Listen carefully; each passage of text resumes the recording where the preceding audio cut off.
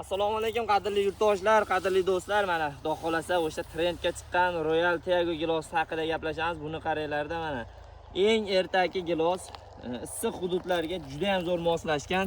Hozirgi vaqtda Surxondaryoda 17-aprel, 15-aprelda issiqxonada yetishtirib 400 ming so'mdan sotishdi kilosini. Bu eng qimmat sotilgan gilosdan hisoblanadi. 400 ming so'm gilos uchun eng zo'r variant. Bu hozir shu holatida, xomligida ham uziladi bu mana. Mashq holatida ham juda ham shirin. Bog'imiz Xudo xolasa 4 yoshga o'tdi va natijani ko'rib turibsizlar. 4 yoshda endi hamma tupida bor.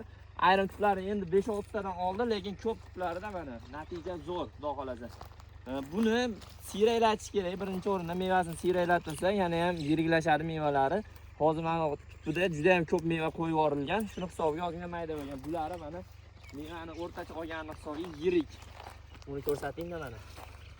Bu qizig'i kalonavidniy bo'lib olganini hisobiga yorilmaydi mevasi, yomg'irda ham ancha-muncha yorilmaydi.